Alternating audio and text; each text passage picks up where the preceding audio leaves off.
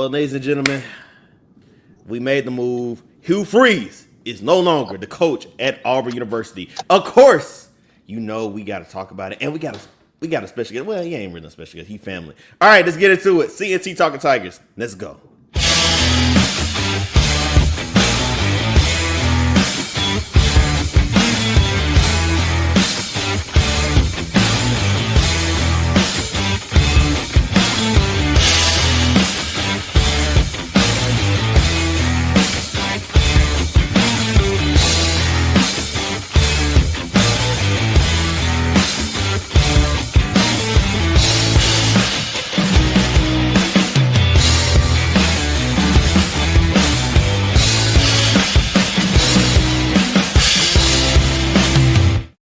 Ladies and gentlemen, your favorite Auburn podcast is back once again. C&T Talking Tigers, while talking Auburn football is what we do.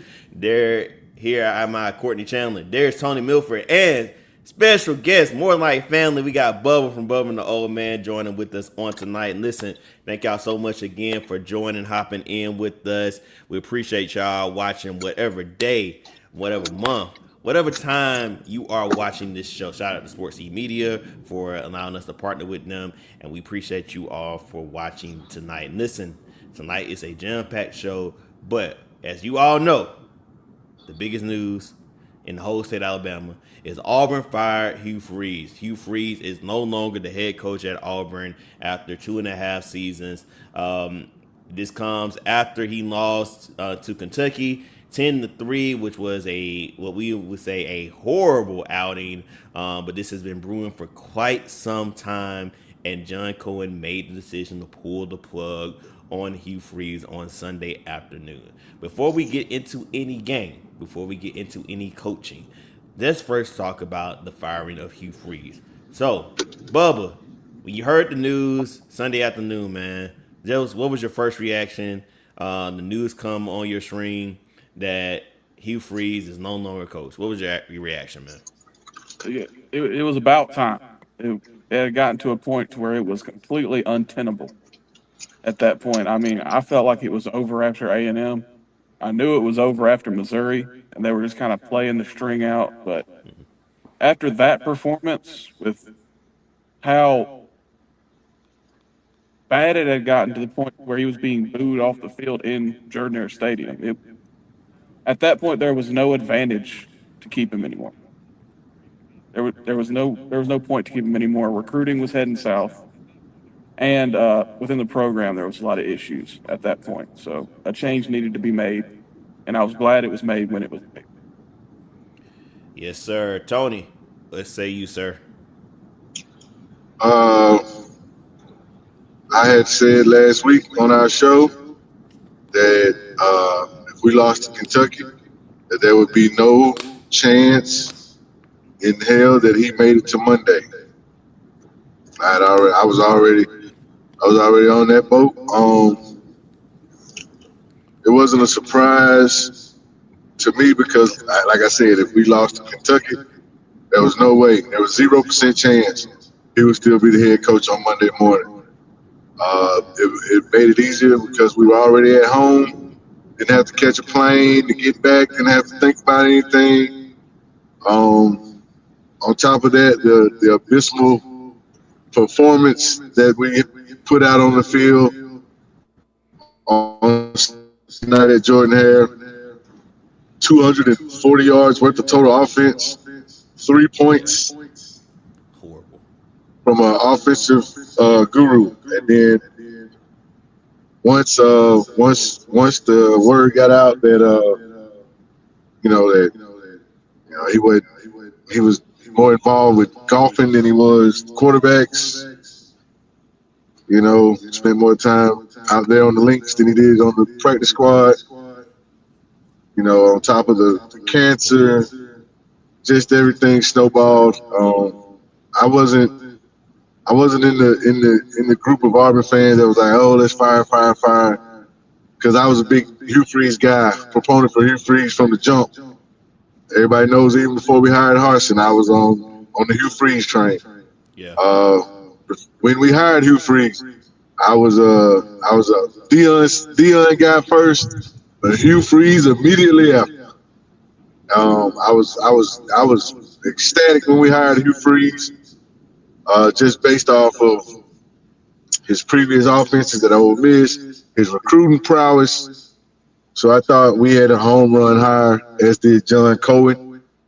Now the recruiting he did prove his mettle with recruiting, because we cannot deny the fact that we have one of the best, most talented rosters in the nation, Yep. not just the conference, but in the nation. We have an elite defense. We have premier playmakers on the outside. We have star running backs. Uh, we were getting better on the offensive line, but we kept missing at the quarterback position with Peyton Yep. Thorne and now Jackson Arnold. Deuce Knight sitting in the wings. Don't know if he'll still be here or not. Just probably depends on who the next head coach is. But all in all, the A&M game was inexcusable. We lost to Missouri. You can kind of point more towards Alex McPherson does what Alex McPherson usually does, then we don't lose that game, and we're looked at it a little differently. And so I held on to that. But Kentucky was the line in the sand for me. We lose to Kentucky, he has to go. Yeah. We we not only lost to Kentucky, but we embarrassed ourselves against Kentucky. Yeah. It's like we went back to square one, or maybe negative square one. That was inexcusable. Those guys gave up 56 points the week before, and we can only muster three. So there was no Yeah. doubt in my mind that that was his last game on the Plains as the head coach of Auburn. We gave him a fair shot. I respect John Cohen because that was his hire, that was his guy, and as he stated, if we just had an average offense, Right. we wouldn't be having this conversation. We Mm-mm. wouldn't be talking. We wouldn't be having this conversation last Sunday. We wouldn't be having this conversation today. If we just had an average offense, we're probably in the top 12 of those playoff rankings that came out yesterday or Monday. What was it, yesterday? Yesterday. Yeah, it was yesterday. Yesterday. Yeah, yeah. We would have been right in the thick of those playoff rankings, because if everything does, if the offense does what they're supposed to do, minus the A&M game, because we just flat out laid an egg. Yeah. But every other game on that schedule should have been a W according to the play of the defense. Yeah. And so, yeah, it was. I hated it because I was such a proponent, and I was so for Hugh Freeze. And now with this portal, you just got to see where the chips land with the recruits. But the guys that are in the locker room and the guys that were aspiring to be in the locker room. So, but it had to be done, man. It was a plug that had to be pulled, and we couldn't wait any longer. Like there was no way around getting fired after that Kentucky game. Yeah. I remember the last time we scored 3 points, but we won. And that was with Tommy Tuberville, I think in 20 in '07 or '08, something like that. But I've seen some bad Auburn losses, but this is by far in my lifetime, that was by far the Kentucky game the worst. Like just to see them not be able to do anything on offense and to not even get it looked like at one point they couldn't even get to the 50. Um, yeah, I it was one point we was at the restaurant and we was watching the game and I was just like I can't continue to watch this, like just write the check. Um, we talked about for reference, me and Tony talked. I think it was either Saturday or Sunday, and I was to the point where if Hugh Freeze wasn't fired, I didn't know I was gonna come back on here because I couldn't keep talking about Hugh Freeze, um, wanting or trying to fix this and being patient, and I got tired of talking about that. and I was to the point where I was like, bro, is Hugh Freeze is going to stay? I don't know if I can continue to do this. Toney was a little bit more of, we need to stick it out. I was done with Hugh Freeze. I was completely done with Hugh Freeze, and I was not going to continue to let our viewers hear me talk about the trash of a job he was doing. So I'm happy. Well, let me change that. I think it was time, as you all said, because I'm never happy for nobody to lose their job. But when you can't perform, hey, it's time for you to go.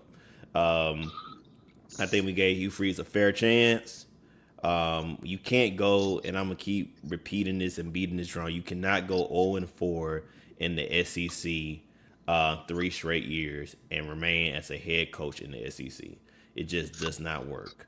And with the talent that we have, like a Cam Coleman, a Keldrick Falk, a Eric Singleton, a Perry Thompson, a Malcolm Simmons, got a Connor Liu, with just the elite talent that we have to look like how we've been looking.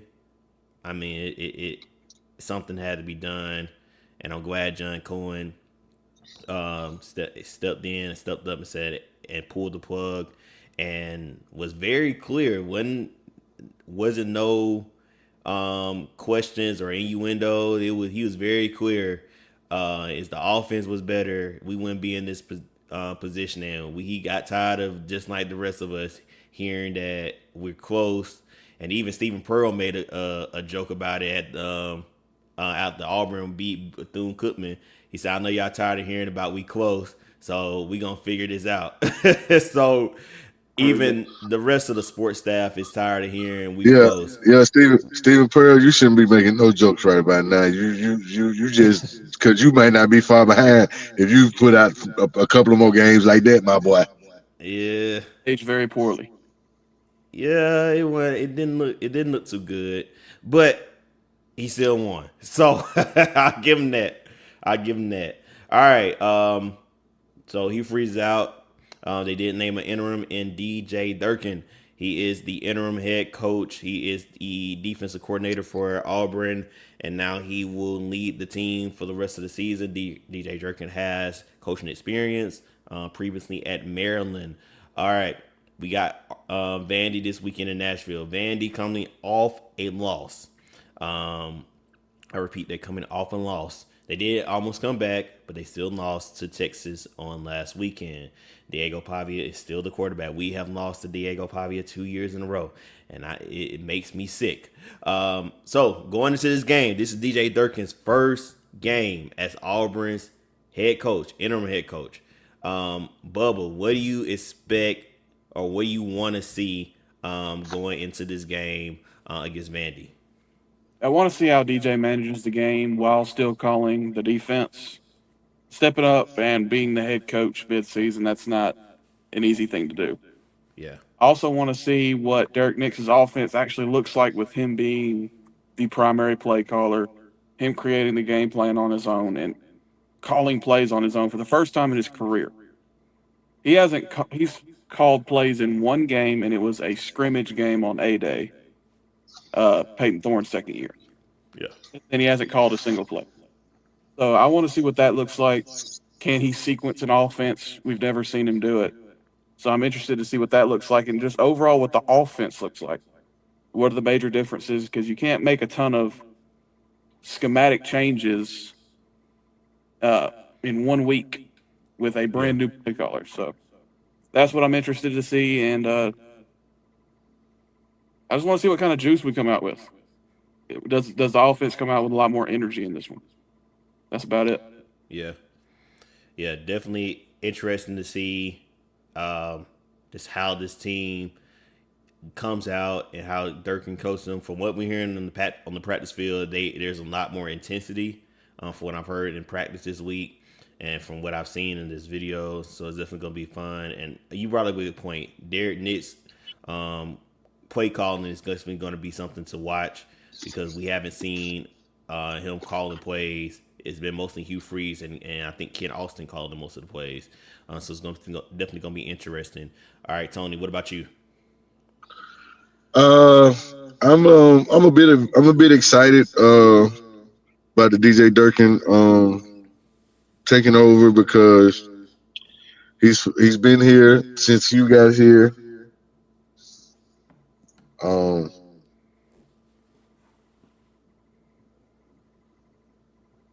he has a good energy about him. His defenses the last 2 years have been exceptional. The talent on the defensive side of the ball is top notch. We're probably a little better as a whole defensively than we are offensively. As far as Derek Nix,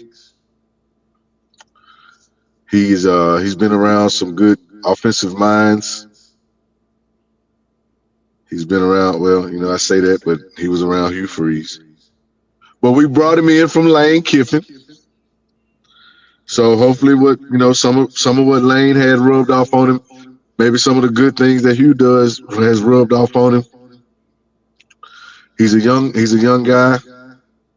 So maybe he can relate to the playmakers and the guys that we have. And we're still making a cake. Derek's going to use a few different ingredients than what Hugh used. Still making a pound cake per se. I like that. We're still making a pound cake because the offense is and the terminology is still going to be the same. But how it's implemented, how it's called, how it's schemed, how it's placated is going to be different. How it's scripted is going to be different. So that's the exciting part. We're going to see exactly what Ashton Daniels can do. I'm of the ilk of let's see what Deuce Knight has. Yeah. But we're gonna try Ashton Daniels out, and hopefully we utilize his skill set better than what we do. They're better than what we have the last couple of weeks. I definitely don't want to see Jackson Arnold back on the field. So if Ashton something happens or it's not working, just turn the Deuce. But I'm excited to see what we look like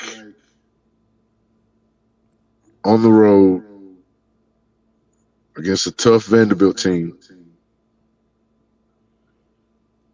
I know the defense is going to come to play. They've showed up every week. They have yet to let us down. I have to see what we're going to get from the offense. Because not only are you showcasing for John Cohen, you're also showcasing what you can do for other jobs after the season if you're not retained. So this is big, not only for Derek Nix and DJ Durkin at Auburn. This is big for them moving forward professionally, period. If Durkin has the wants to be a head coach and not just a DC, here's your chance. Because barring a scandal,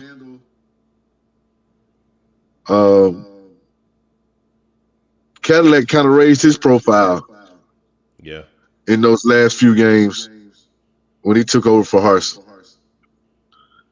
He had a lot of Auburn people screaming Cadillac, Cadillac, Cadillac, Cadillac. He unified the team. He brought us together.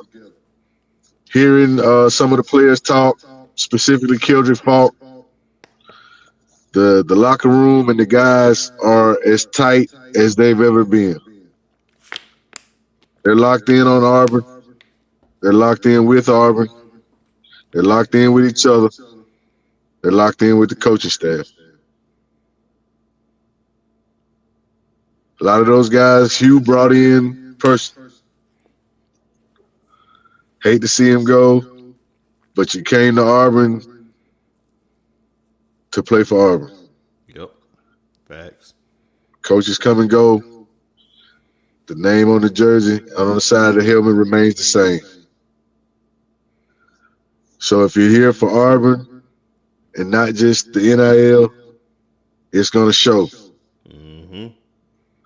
So from what I've heard from especially Kelly Falk, one of the main leaders, one of the key cogs in Hugh's first complete recruiting class,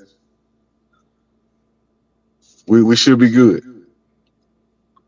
I'm I want to see what we can do down the field vertically. I know we probably can run the ball, but everybody wants to see us be able to throw the ball. Yeah. And not only when we want to, but when we have to. So I'm looking forward to see Derek Nix open this thing up, because it really had got to the point with Hugh calling plays and his offense. It almost had gotten Gus-like, where we only had about 5 or 6 plays that you knew we were going to run, and we ran those same plays over and over again. Mm-hmm.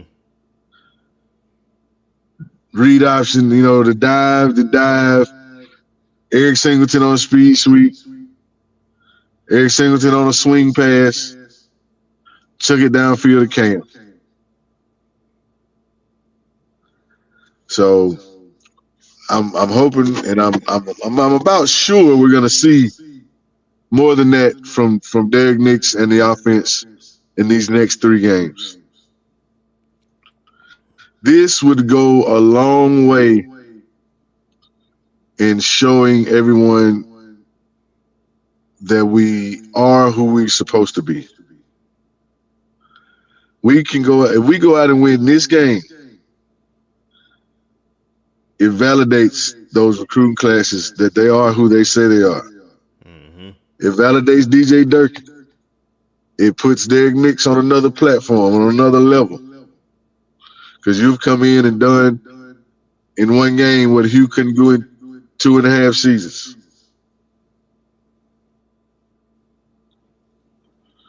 Wow. So this could be so big for Auburn. Yeah. And everybody involved. Yeah. Because if this thing goes south, these last 3 games, we're gonna lose some guys. Yeah. We're gonna lose some guys.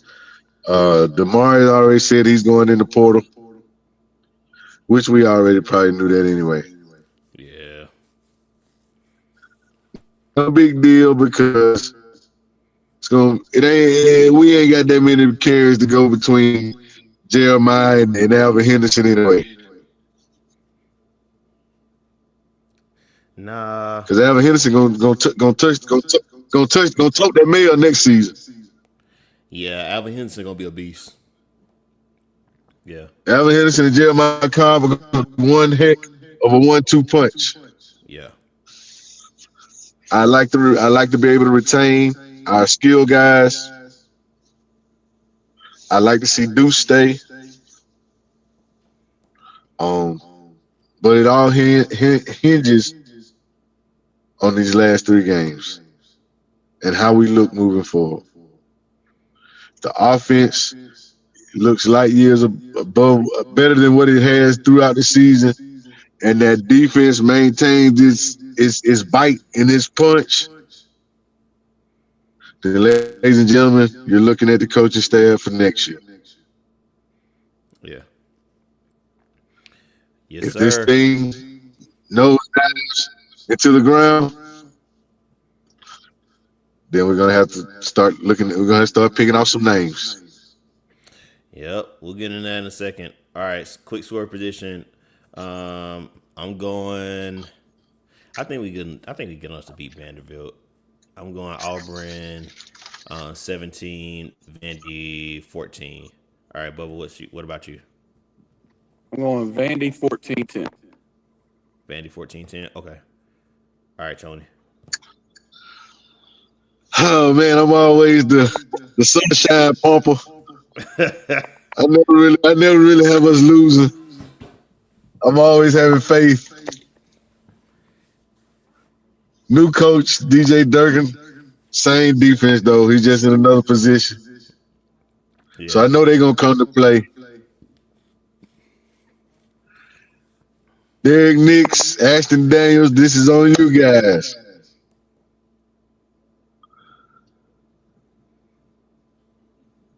21-17 Auburn. 21-17 Auburn. Okay. I mean, we got to score 3 touchdowns. three touchdowns on 3 offense. touchdowns. And you see how bad it has gotten? And 3 touchdowns seems like I'm just saying we're gonna score 99 points.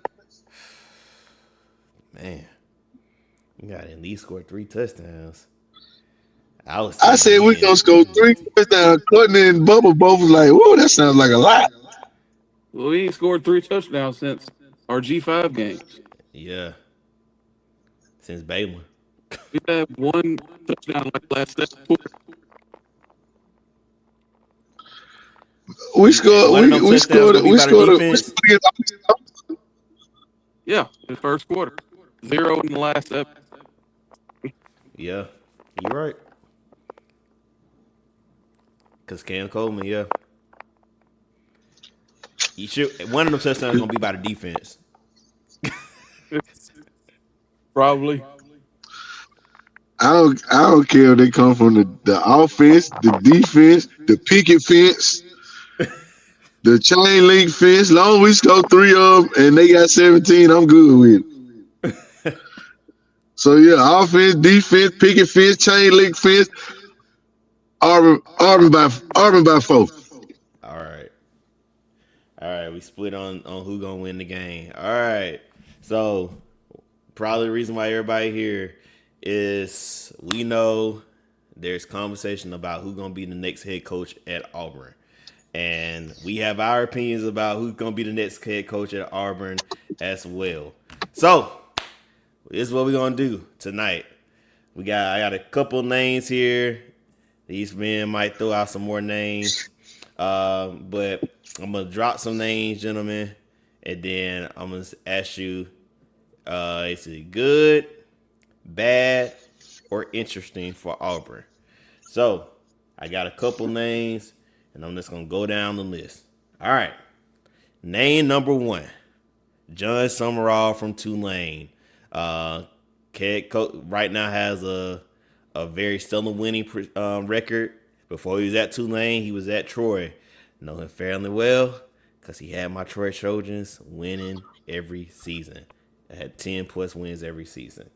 All right, start off with Bubba. John Summerall, good, bad, interesting for Auburn. Good.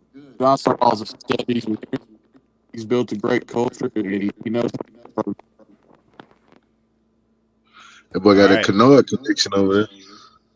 Oh, wow. Dang, Tony, really? I didn't know I said that out loud. My bad. Tony, That's great. shout out to Kennard, man. Shout out to my boy Canoa. Yeah. All right, John Summerall. Good, bad, or interesting?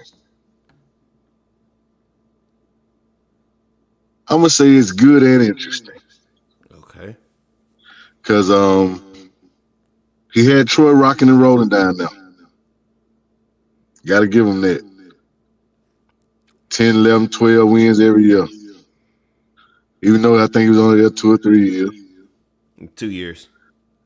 2 years, he did his thing. He had 10 plus wins in both seasons. Mm-hmm. He went to Tulane, and he's had Tulane looking really good. Got to give it to him. He's had Tulane looking really good. He is from the great state of Alabama. So he knows all about Auburn. He's from Huntsville. He spent time in Troy, and now he's down at Tulane in Louisiana, making some hay. So my only question is, will his recruiting be able to take the next step?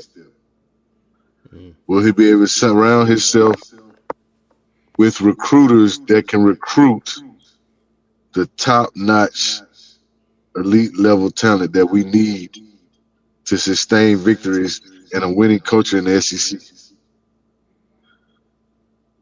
Hugh put together a nice roster, a really good roster. Yeah. He wasn't able to coach it the right way. We know Summerall can coach. So if he was to come in with the roster that we have intact, I would think he would be able to have success over the next couple of years. But will he be able to sustain it recruiting wise? That's the only thing. That's why I said the good, I know he can coach. Yeah. The interesting part will be, can he do it? Can he do the recruiting that we need? So that's where I'm at on John Summerall. Facts. Y'all already know how I feel about John Summerall. Good. I've been speaking John Summerall all season long. Is there's one coach that you gonna go after? That's the one. I had a conversation with one of his former players during Classic weekend, and he told me, he said, "You hire John Summerall, y'all will be in the SEC championship next year." He said he is hard nosed. He is no nonsense. That man is a winner. He said you're gonna lose some players because he don't play, but he said you all will be in the SEC championship. So I'm saying John Summerall good. All right. Next one I got on this: Kenny Dillingham from Arizona State. Now Kenny Dillingham went to the college football playoff last year. And I'm not really particularly sure what his record is like this year. It's not as good as it was last year. Kenny Dillingham was a former Auburn offensive coordinator under Gus Malzahn.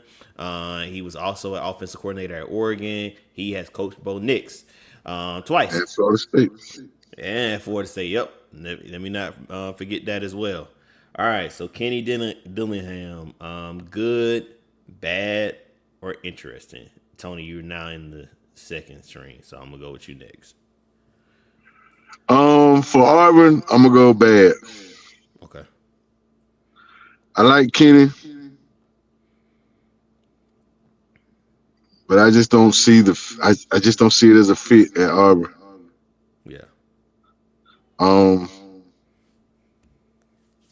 He might have caught lightning in a bottle at Arizona State last year with Scatterbo and his quarterback, because he's followed that up with not as good of a season this year. So therefore, once like I said, I'm not real on Dillingham, so I'm out on that one. Okay. All right, Bubba. What about you? I think it's good. I'm a big fan of Dillingham. I think he's a lightning rod. He individually is one of the best recruiters in the country himself. And I think structurally, when it comes to fit, I don't really pay that much attention to overall fit. I know it's important, but at Auburn, you just have to be strong minded overall. I think that's overall the fit thing. Structurally, in terms of off the field staff and building a program that way, he was ahead of the curve in terms of bringing in a general manager and having all that off field recruiting stuff, and him in his second year going the CEO route, going and getting a great offense coordinator, Marcus Arroyo, one of the best in the country as a play caller. And I think he would immediately come in and he'd be able to retain the roster. And he would win over the fan base really quickly. Because I don't know how much y'all know about Kenny individually as a person, energy wise. That's one of the biggest things for him is the energy he brings. I think he would retain Durkin and retain the defensive staff. So I think that's a big win, and that's why I think he'd be a good fit. Okay. All right, I'm gonna go interesting. I think Kenny Dillingham is Probably one of the hottest names as far as up and coming coaches, but it's I'm nervous about hiring a straight offensive guy because we've been down this road before, and with Hugh Freeze, he was had a prominent offense, knew how to coach quarterbacks, and we saw how that resort ended up. My main concern would be with what we saw with Bo was good. What we saw with Sam Levitt was good, but this year it's kind of something happened. Something kind of fell off. So that's kind of like my reason why I'm kind of in the interesting, and I know he's now moved up to like maybe like the top guy on a lot of boards. And I'm also really concerned is the reason why he's moving up and now kind of showing a lot of interest is because he's trying to get a pay raise at Arizona State, because Arizona State is where he's from. He's been vocal about needing changes. So I'm wondering if the noise is to get a pay raise and to get more money there. So that's why I'm kind of going in the interesting route with him. But I think he's still a pretty good coach. All right. Hold on, let me hold on. Okay. Let me speak on this real quick before we move out Dillingham. And I'm gonna tell you why I'm not so hot on Dillingham. Our offense didn't look that great when he was the OC at Auburn. Our offenses didn't look that great when he was at Florida State. He might have caught lightning in a bottle last year at Arizona State with the guys they had on offense, scattered on everything. Now you turn back to this year, they're not as good. Mm-hmm. Bubba's praising their offensive coordinator and all this and that. Well, they average 25 points a game. Not that good. They're below 35% conversion percentage on third downs. Not that good. So for him to be an offensive guy, for him to have this stellar offensive coordinator, and all this and all that Bubba just ran off, it ain't showing on the field. So that's why I'm out on Dillingham.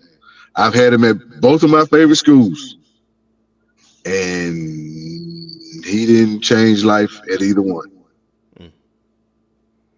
So that's why I'm out. Gotcha. Well, what I'll say on that is he's not a great play caller himself. Kenny's not. And he's never really has been. He wasn't the primary play caller at Auburn. That was more Gus. And what we can also say is that was Bo Nix's best year, was his freshman year when Kenny was coaching him as a quarterback's coach. It's more the off-the-field stuff with Kenny and the hiring practice and the organizational stability that he brought to Arizona State. And Marcus Arroyo is a great play caller, and they also lost a lot. They did retain Levitt, their quarterback, and Jordan Tyson at receiver. They lost a lot on the offensive line. It's not easy to have sustained success at Arizona State. They are not a very well-resourced program. It's never been a place that you've been able to recruit to, which is weird because of the great state that they're in. And it's a lifestyle place.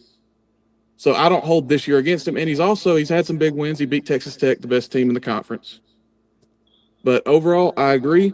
The offense hasn't been as great this year. I'd say that's not due to play calling or the system or anything like that. That's been more due to a loss of talent. But I'm personally a Kenny Dillingham fan. So yeah, just to banter with you for a minute. You praise his organization skills, you praise this recruiting, you praise this play caller, but then you blame the players. I'm not blaming the players. It's just there's a lot of inexperience. There's not much experience. But at the most important position, you have the coach, the play caller, and the quarterback. Yeah. And yet they only average 24 points a game. They aren't converting third downs at a high rate. That tells me it might not be all it's cracked up to be. Might have been a little lightning in the bottle last year. Because, like I said, I had him at Auburn. I had him at Florida State. Eh, eh. But I see where you're coming from, though, Bo. I like the thought you put into it. I like the way you painted that picture. But the results aren't screaming, I should go from Arizona State to Auburn. That's all I'm saying. Fair enough. All right, move on. All right, Eli Drinkowitz, head coach at Missouri. Currently, right now, I think 6-3 or 6-2, something like that. Has led not Arizona, but Missouri to, I think 10 wins the past 2 seasons. His name has been in conversation for other coaching jobs, and now his name is in conversation for the Auburn job. All right, we'll start with Toney. Good, bad, interesting. Eli Drinkowitz.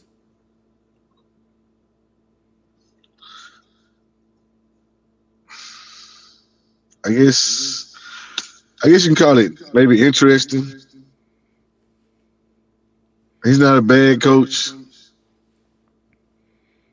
but he's not a good coach for Auburn. I'll say that. It's interesting, but not the guy for us. Um, he's doing good things,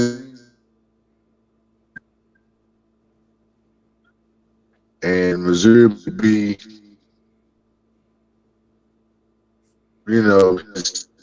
his half.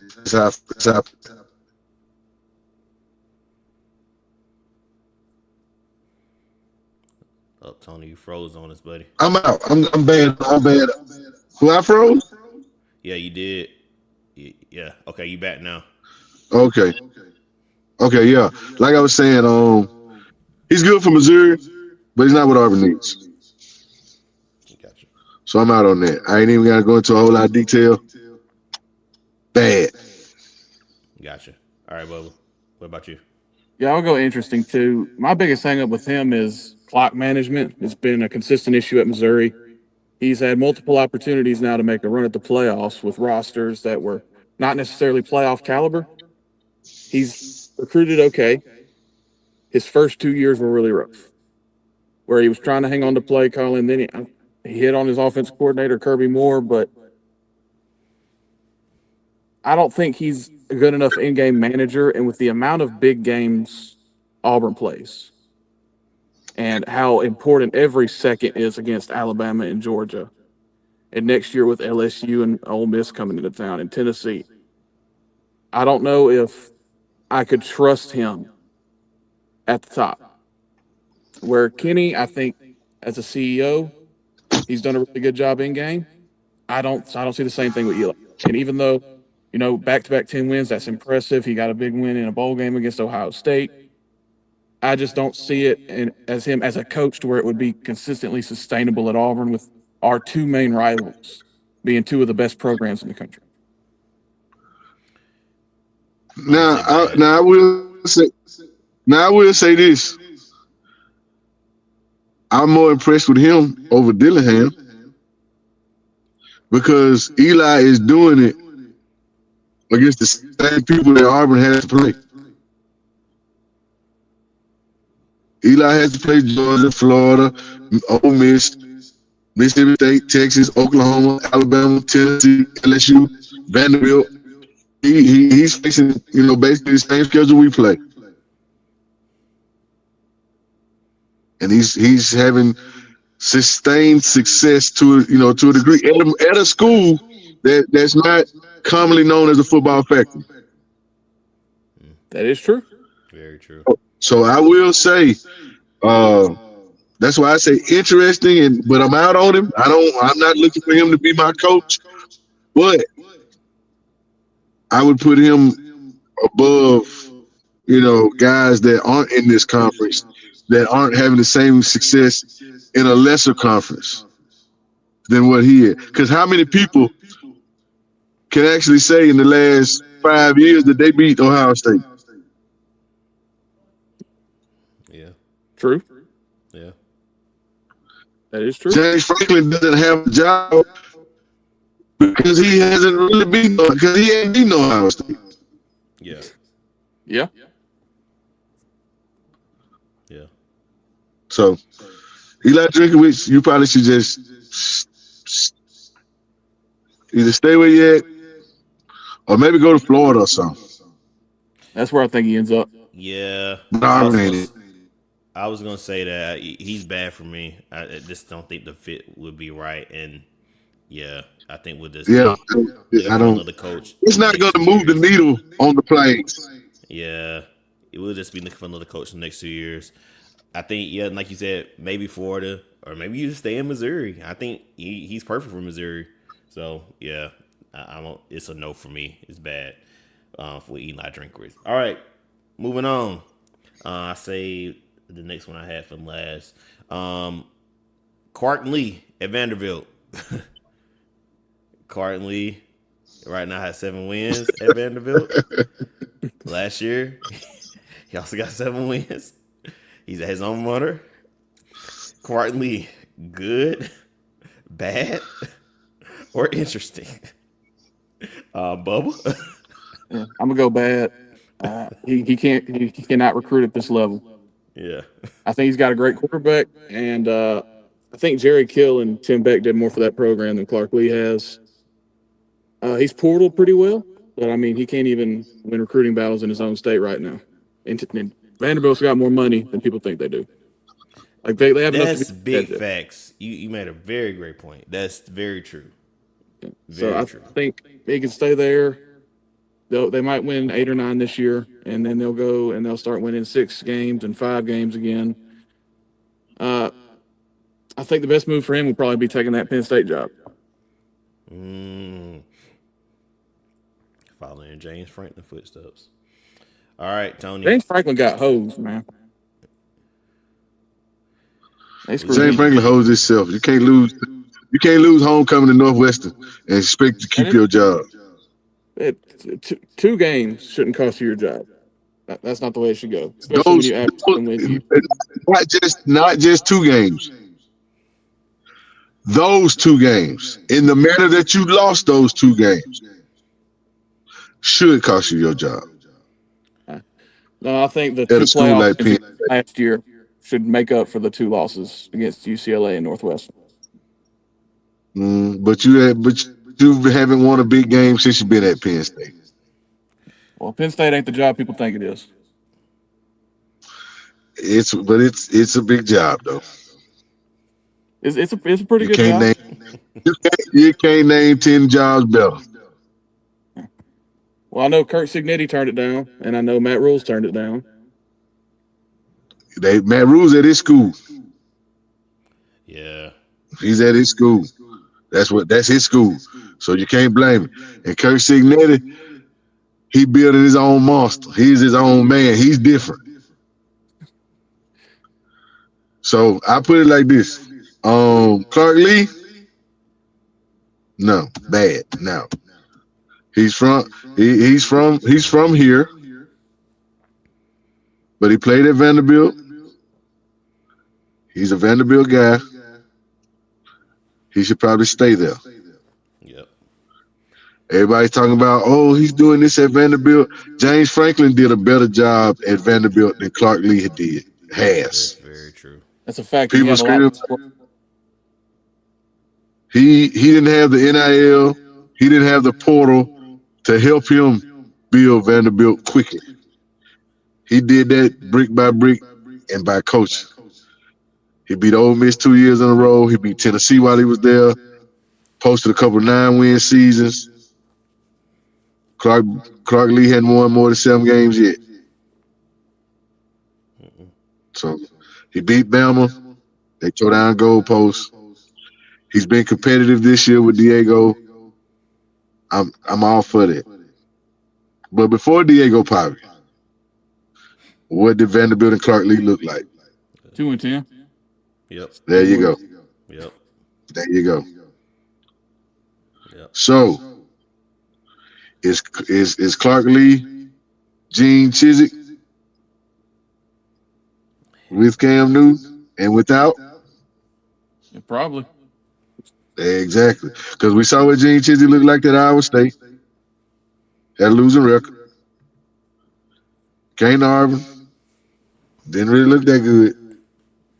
2 came in. Changed the world. Yeah. 2 left. Back to normal. Back dirt. Before Diego Pavia came, 2 and 3 wins. Diego shows up. Everybody talking about Vanderbilt. What's gonna happen when Diego loses? When he leaves? There ain't Back another to one. basics. I ain't bringing that to Auburn. No. Bad. Stay in Vandy. Bad for me. I ain't even going into no detail. All right. The next one is even more kind of funny because his name is circulating around even more now. Jimbo Fisher. Hell no. Good, bad, or interesting? If this was 10 years ago, absolutely. But right now, absolutely not. Man, Jimbo. That's my guy. I knew he was gonna get excited. Fucks with Jimbo. I would love to see Jimbo operate in this NIL transfer portal era. Because them boys that Mike Elko down there whipping folks' ass with, them Jimbo boys. Jimbo brought all them boys in there. I saw what Jimbo did for me personally down in Tallahassee. Jimbo didn't get fired. He left. I saw what Jimbo did in Baton Rouge underneath. I remember Jimbo on the plains. Jimbo can recruit before NIL, before the transfer portal. Jimbo was putting together top 5, top 10 classes. Before NIL, before the transfer portal, Jimbo winning conference championships. Before the NIL, before the portal, Jimbo put up a national championship. The first playoffs in college football history, Jimbo was there. I rocks with Jimbo. I like Jimbo. You can let him go to Florida State, yeah. But he can go back to Florida State. I ain't gonna lie. If Florida State had any shit, they'll sucker the block and bring him on back. I think that's a perfect fit. Jimbo back in Tallahassee. And I'm gonna leave that right there. We can go to the next name. I'm with this guy, Phoenix Cat 227. Hell no. No. Jimbo, go to Florida State with Toney. Don't come to Auburn. All right. No hate for Jimbo, by the way. No hate for Jimbo. But absolutely not. No. Your quarterback's gonna play better than they have in years. I know that for a fact. He can go to Florida State. All right. Getting down to the bottom of the list. James Franklin. Good, bad, interesting. Toney. James Franklin. Good.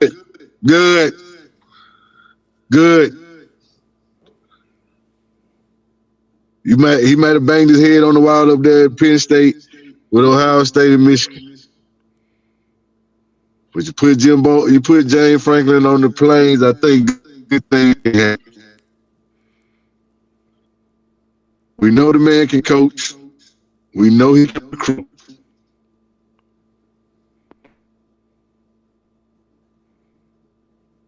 Resources, NIL, the fan base at Auburn, all that lends itself to success.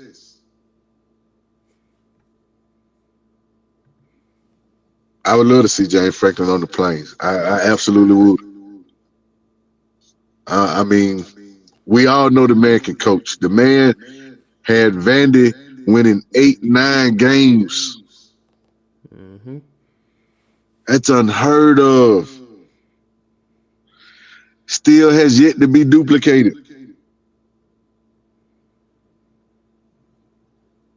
This man was striking fear at Vandy. I can only imagine what he could do on the plains with some real backing. So I'm good with that James Franklin. I would love to see James Franklin. If things don't work out with DJ Durkin and Derek Nix the rest of this season, my number one option would I think I'd like to go James Franklin. Okay. All right, Bubba.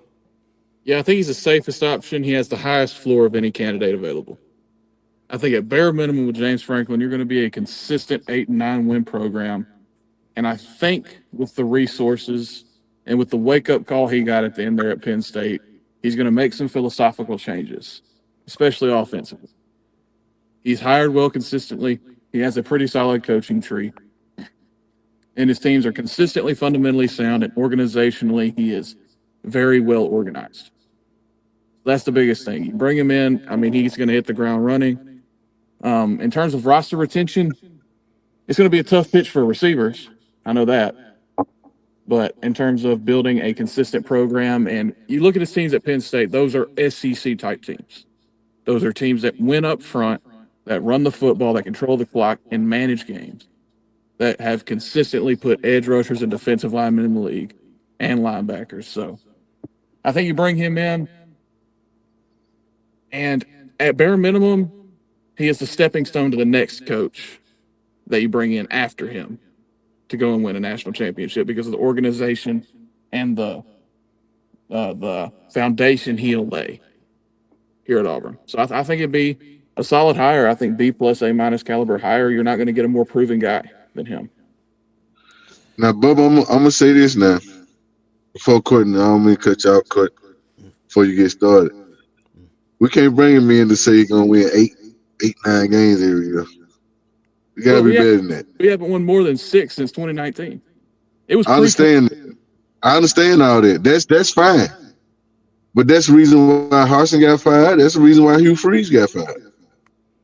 We're not here to say, hey, we was going 8-4 on the good. We're going 8-4, 7-6. We ain't game with Gus. I said that's the floor. I can't sign up for a guy that's gonna be a stepping stone to the next guy. Well, I mean, Franklin's not first on Auburn's board. I know that. So who first on their board then, Bo? Tell me. It's like Dillingham. Then Summerall. If Dillingham first on their board, we're gonna be looking for another coach in 3 years. Dillingham just got first on the board. It was Summerall. Now Dillingham is all. Now all of a sudden is first on the board today. And I know there's things. I've heard Marcus Freeman, but I don't see him coming here. That's a long shot. I like Marcus Freeman. I like to see Marcus Freeman. But I like to see Marcus Freeman because I know our defenses wouldn't tail off at all. He's a leader of men. And it was just I don't know how the Auburn faithful would respond to that. Yeah. I don't know how they would respond to that, but I like it. Yeah. I give him $20 million a year, but I don't think he's leaving. I think if he leaves Notre Dame, we're more of a progressive fan base than a lot of others in the SEC. So I don't think, at least we think we are. But I remember when Prime Name was coming up, boy, it was a lot of push. Yeah. There was a lot of pushback on that. A lot of them they didn't like old Prime too much. But that's neither here nor there. Courtney, what you think about James Franklin before we get too deep in the woods? At first I was like a no, then interested, but I like it. I mean, I think James Franklin, he's proved himself at Vandy and Penn State. I mean, I think he'll do fine at Auburn. if he has learned from his mistakes at Penn State and come to Auburn and can retain our roster and make us into having and competing with Alabama and Georgia in the top in the SEC, then I think he can work here. I think it can work. I know a lot of people are not really high on him, but I think he might be a decent fit, or I'm gonna say a decent fit. I think he would be a good fit. I'm not gonna lie, he would probably be a good fit. Um, all right, last but definitely not least, our interim coach, DJ DJ Durkin. Good, bad, or interesting? Bubba, it's on you. Yeah, it's gonna have to be a no from me. The stuff at Penn State just can't get swept under the rug. Or not Penn State, Maryland. Maryland. And obviously, we all know the main situation. It's not even just that. It's the fact that the culture was so bad there, and that he knew a decent amount about what was going on there. He didn't step in and stop it and cut the head off the snake of who was pushing that, who was the strength and conditioning coach. He allowed that to run amok in his program. And then another thing is he wasn't even a good football coach as a head coach there. He's a great defensive coordinator. Absolutely. Means nothing to me in terms of what you could be as a head coach. There's so much more that goes into it. There is fundraising. There is locker room management that goes into that. There's organizational things, off the field hires. Obviously, setting up NIL. It's a fairly small amount of football that goes into being a head coach now. It's so much more about being a CEO. You got to look at it as business. You're running a business. It's not just football anymore. You have to control all these other outside factors. Being a head coach, than just having a great defense. Because Will Muschamp had a lot of great defenses. Couldn't really crack it as a head coach. And we've seen these. There is some coordinators where it's worked. Those coordinators came from great DNA programs. Kirby Smart came from Bama. Ryan Day stepped in as the head coach at Ohio State. Very different with DJ Durkin coming from Jimbo Fisher, Lane Kiffin, Hugh Freeze, Will Muschamp. I think he worked under Brady Hoke at Maryland, at Michigan. So I just don't see it personally. Now, Bubba,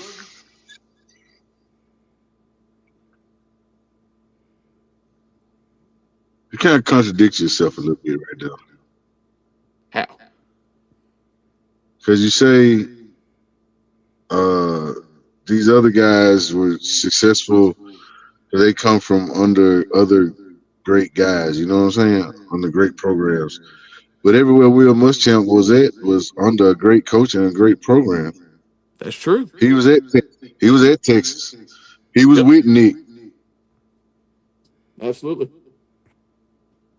He was good at our. I mean, so can't really can't really go with rock with you on that one. But Muschamp wasn't a head coach type guy. He's just a DC. But DJ,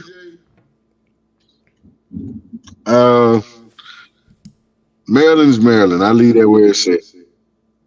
He wasn't there long enough to really prove himself, or I mean, I don't know what are you gonna get from being the head coach at Maryland anyway.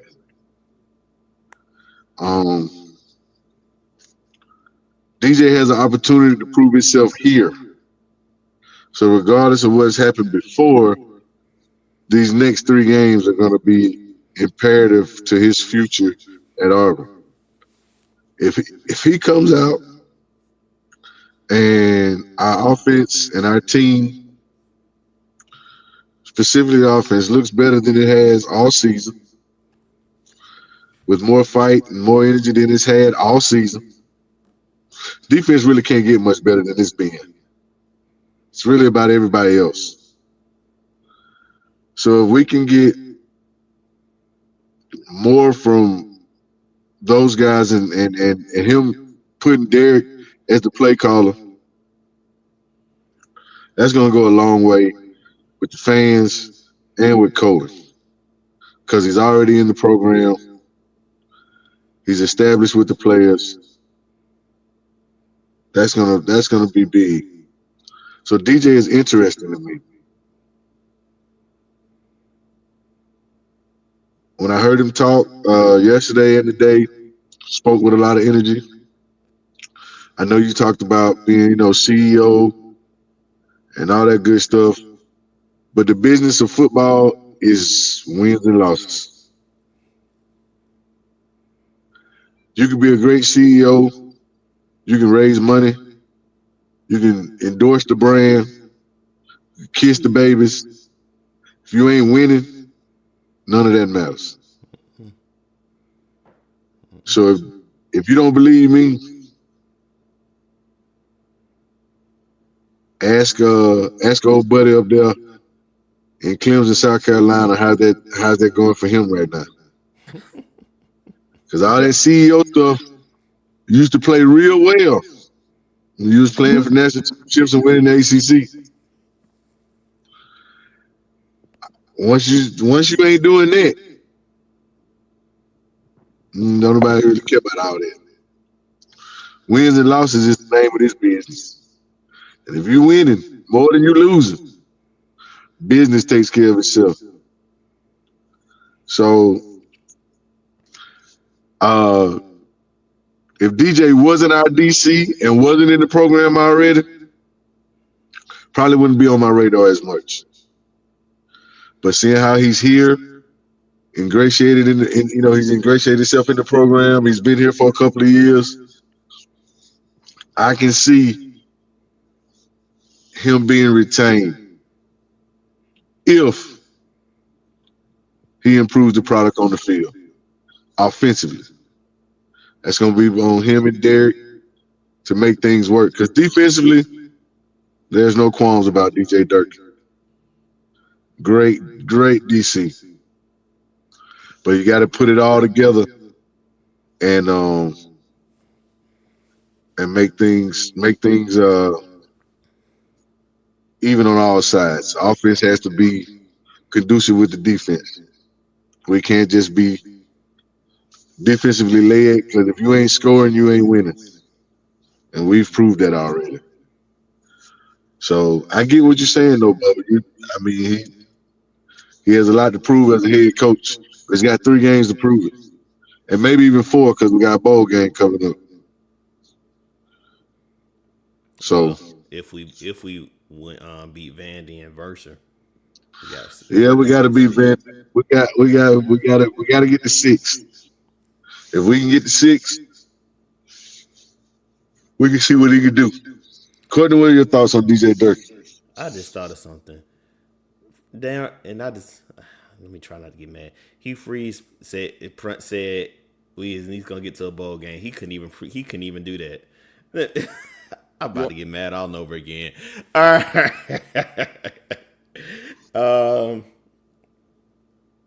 DJ Durkin. So Durkin, he has head coach experience. He's a defensive coordinator. He's an excellent defensive coordinator. It's interesting for me. And the reason why is because I know what he is as a defensive coordinator, but his track record as a head coach don't really stick out to me. Now, if he bees like we said, as a CEO, gets a phenomenal offensive coordinator like what Gene Chizik did when he got Gus Malzahn and had the offense going, then he can be fine. But I don't know. It's very interesting to me. He has a chance to prove himself these next 3 games. If we win all 3 of these games, then I would not have a problem with DJ Durkin being our head coach. If we win these 3 games, DJ Durkin is gonna be our head coach, no doubt about it. More than likely will be our head coach if we win these 3 games and the bowl game. DJ Durkin will be our head coach. If we look kind of rough, and I don't think he's gonna get a job. It's kind of like that situation when Caddy was stepping in. If Caddy would have probably won out, we might be having a different conversation. Caddy might be the head coach. And Caddy had me messing with them girls. He probably would have been the head coach. I don't get into that, but it's interesting for me with DJ Durkin, and the Maryland stuff. You know that's aside. You know, I don't know I've read on it and then I listened to stories about it.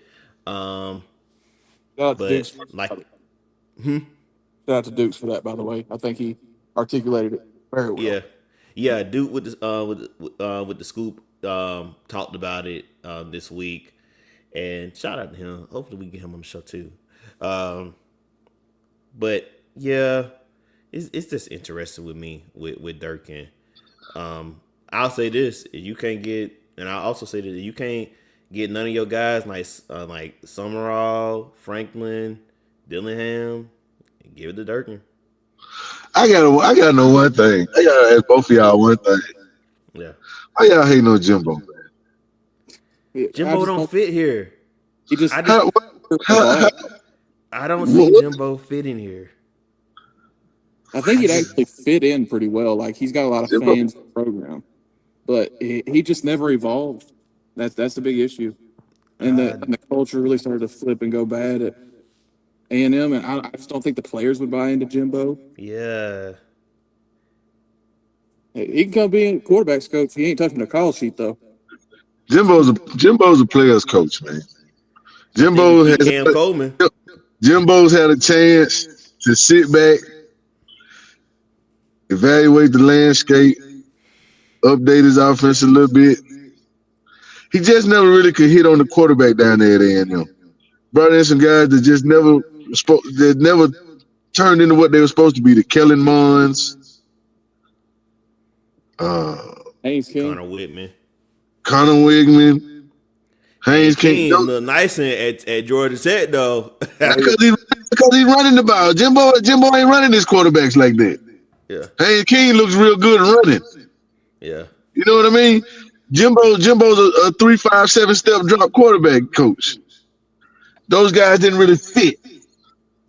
You know what I'm saying? If he gets some guys that can fit, that can sling that pill, Jimbo can do some things. He's a great recruiter, great with quarterbacks.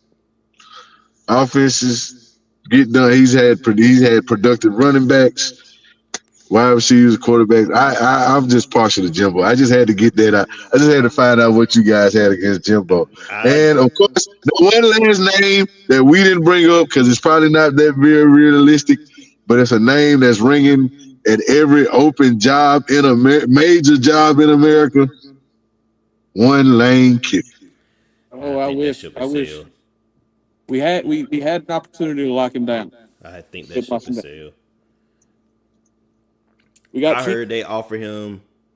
This is just rumor. I heard they offered him $84 million, and he turned it down. Yeah, they wouldn't get to double digits per year with him. Yeah. Well, see, that's Auburn's fault. Then you got to get a man 10, 11 million. But I say this is hard to get that to a guy who's never won a conference and made the playoffs. What does he really want? Yeah. If Lane had if I was Lane, I'd probably just stay where I was. And you know what, Tony? I'm starting to think that too. I think as he leaves and goes to anywhere else, I think it's gonna be totally different. At Ole Miss, he got it made right now. Maybe go to Florida, but if I was Lane Kiffin, I would probably just stay where I was because at Ole Miss, you win 9, 10, 11 games. You just push for the playoffs every year. They're good with that. They're not expecting much more than that. Yeah. As long as they're in the fight, in the hunt, they're going to be good with that. He's the king of the mountain at Ole Miss. He's better than Tuberville. He's better than Houston Nutt. The only people that might be above him right now are the people who name on the stadium. The Vaught Hemingway. Like, at Ole Miss right now, that pecking order might go Archer, Eli, Lane. Yeah. You know what I'm saying? So sometimes it's best to be the king of your own castle. Yeah. The main reason why Bobby Bowden never went to Alabama, because he said that would never be his. It was always be the Paul Right. Bears. And even though Nick Saban came in, won just as many championships as the Bear, got his name on the field, it's still who name on the stadium. Yeah. Yeah. Who Nick might got a statue, but somebody else's statue was there first. Mm-hmm. You're gonna have a lot of people. You talk about Alabama, they're gonna start with 2 words: the Bear. Yep. Absolutely.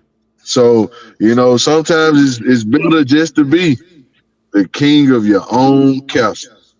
Because no matter who comes to Florida State, that's Bobby Bowden.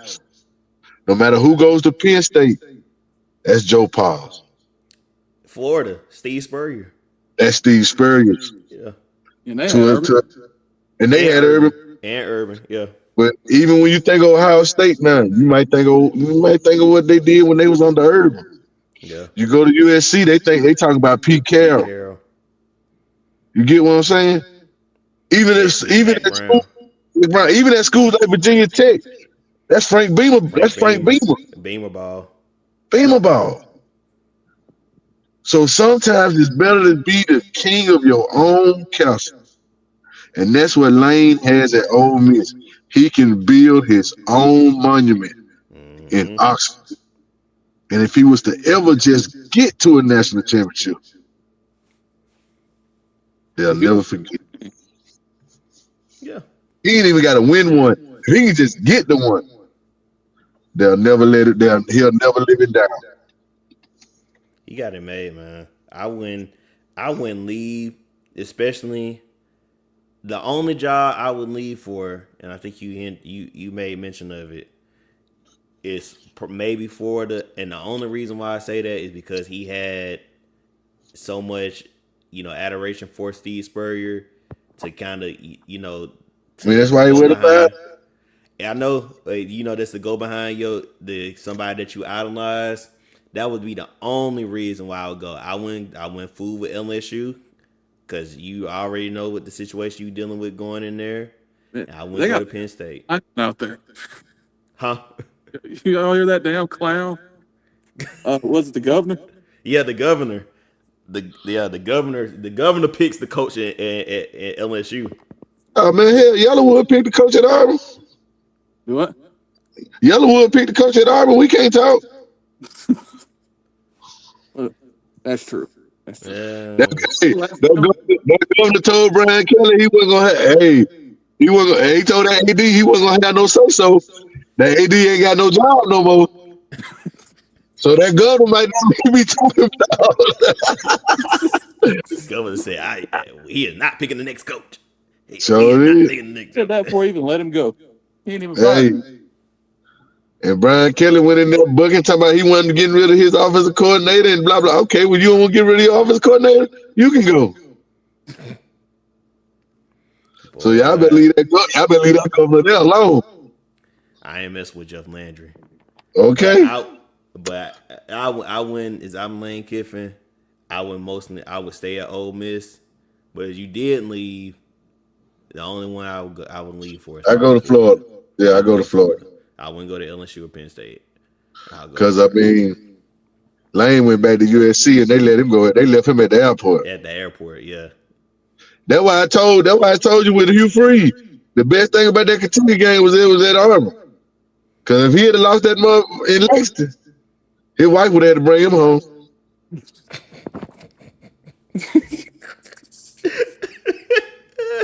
Oh my! I'm clipping that. I'm clipping that.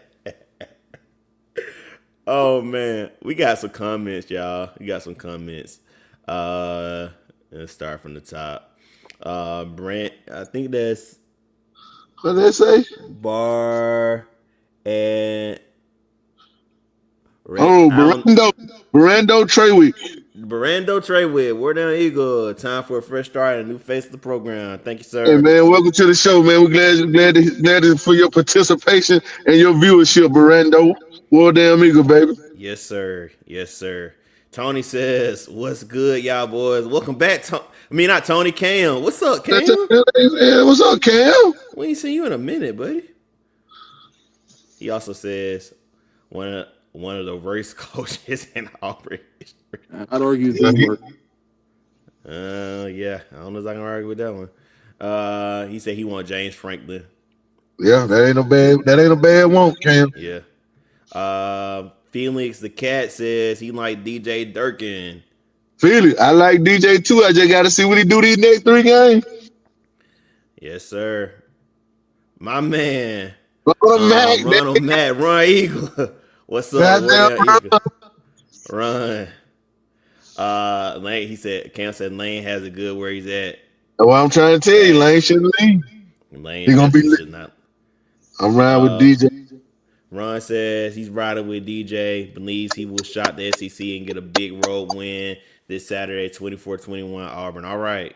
We here. I like the way you think, Ron. All right. Robert Smith. Bubba, where you been? We're looking for you, Bubba. Working. I've been working, bro. Tony said, "Hey, Tony, if Auburn wins out, I'm coming to buy an SUV from you." My birthday. Hey, her birthday coming anyway, but so you might as well just go come on and get one anyway. Yeah, you might as well go ahead and hit him up. Her birthday coming.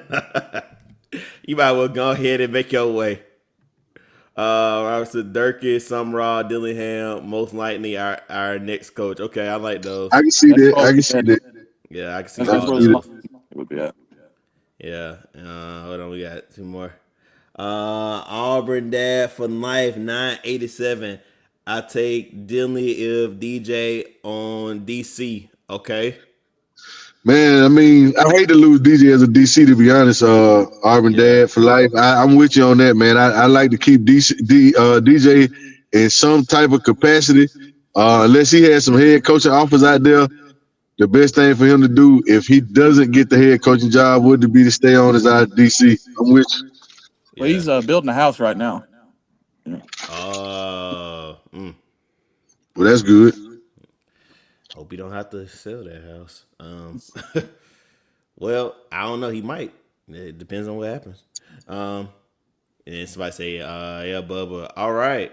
Yeah, we got a good little audience in here tonight. Appreciate y'all for rocking with us. We got some familiar faces and we got some new faces in here pop in.